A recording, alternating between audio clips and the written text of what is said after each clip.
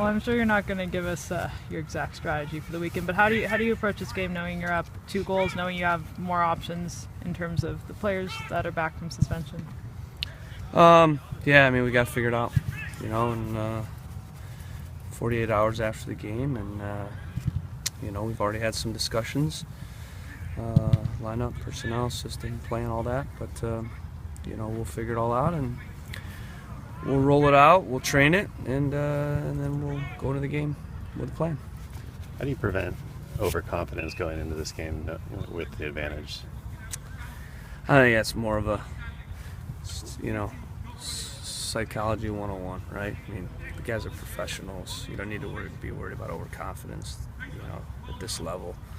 I think it's something that's played up more than it really is a reality. The guys know very well what Dallas is capable of, what they've done at home.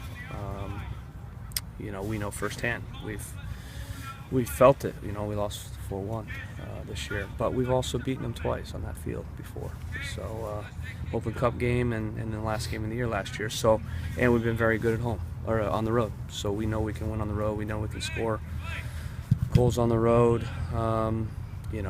Being up in the position we're in really doesn't mean anything other than we're going to go into the game and we're going to do what we always do.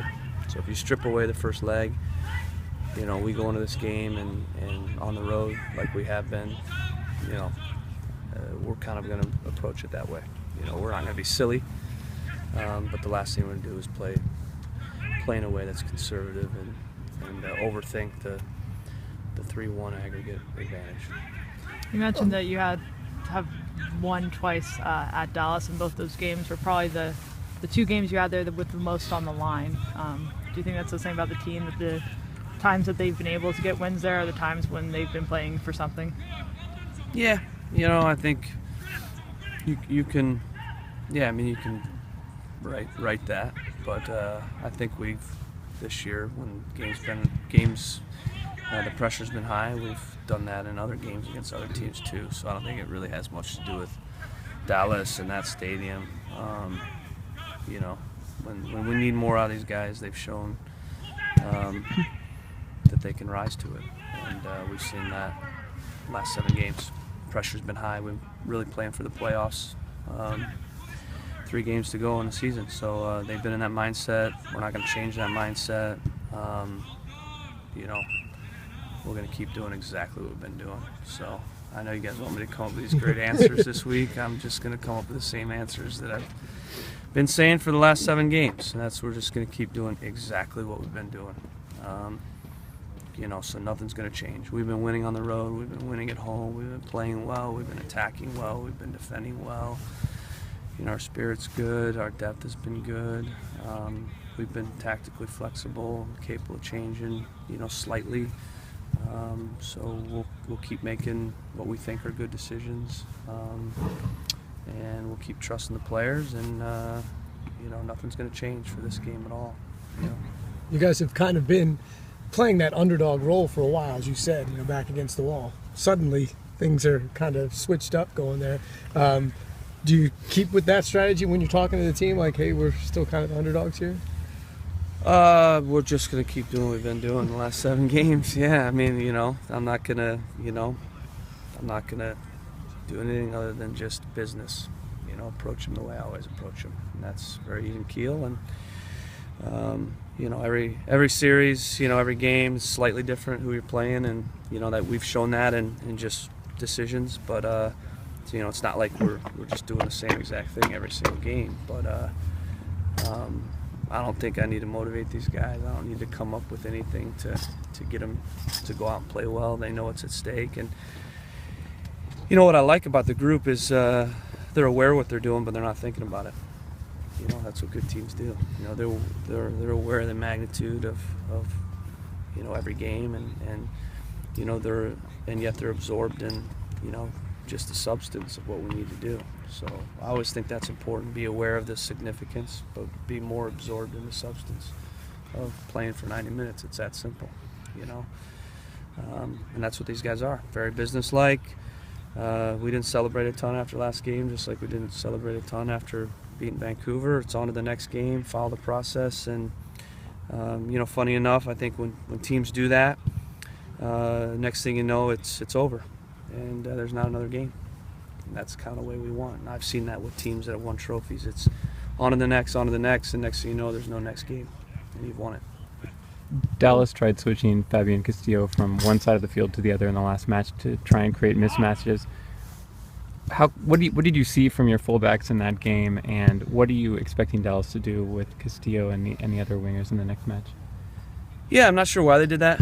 I think Barrios actually and Castillo have been better, in their normal spots. So it didn't really change much. It didn't bother us at all. We always prepare outside backs for both wingers because we know that a lot of teams just switch, and they do that. I was surprised they did that to start the game, to be honest with you, because like I said, I think Barrios is a little more comfortable on the right and Castillo is a little more comfortable on the left. Last time we played Dallas, when we beat them 3-1, they did the same thing with Castillo. They moved him to the right. I don't know, but I think they were looking to kind of use Watson versus Milano and kind of attack us more out their right side.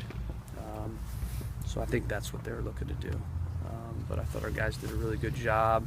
We were prepared to defend them on the flanks with our wingers chipping in, with our outside backs, stopping them one-on-one, and with our D-mids rotating out. So I think our guys did a really good job of limiting Diaz, Barrios, and Castillo's effectiveness. Like I said going into the game, though, you can't forget about Texeira, and funny enough, Texeira is the guy that scores the goal. We shut down those three guys, and the guy that, and we talked about it, that ends up scoring is probably the least heralded of those four. So I think this game's no different. We can't all of a sudden now gear up for Texeira so much that we lose sight of what we did so well against Diaz, Castillo, and Barrios.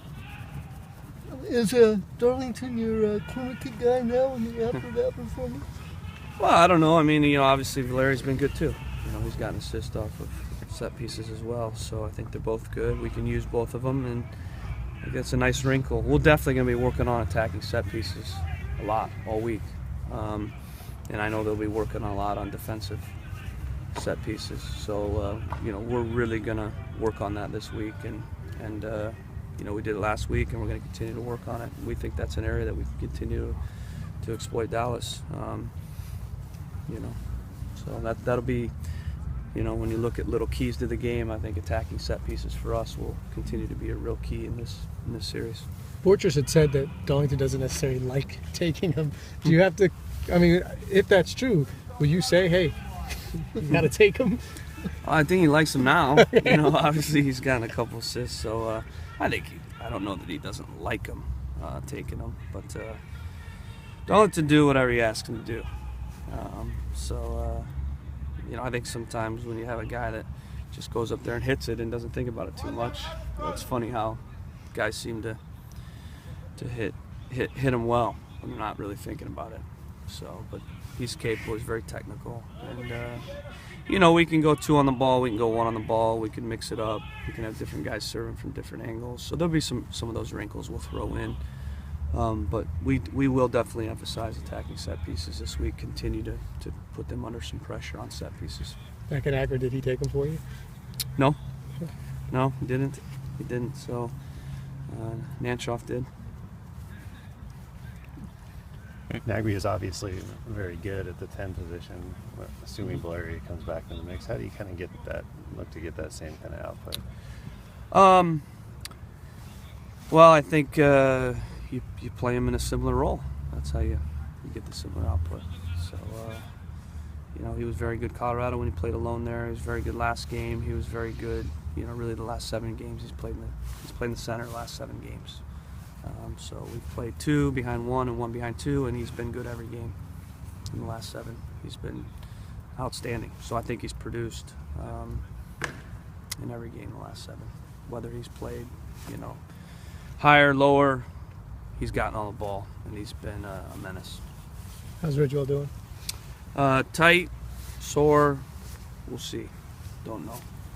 Be a game time decision. So could play, but honestly don't know. It depends on how he progresses this week. On a lighter note, do you tell the guys to go a little easy on Thanksgiving Day? On the food? No, we're training just like normal. So our lives go on through holidays, you know. So nothing changes. We'll train. Obviously train today, but we'll train Wednesday. We'll train Thursday on Thanksgiving, and the guys will go home and obviously have a good meal with their families, and then you know football goes on. Thanks, Coach. Thanks, guys. Take care. Have a good day.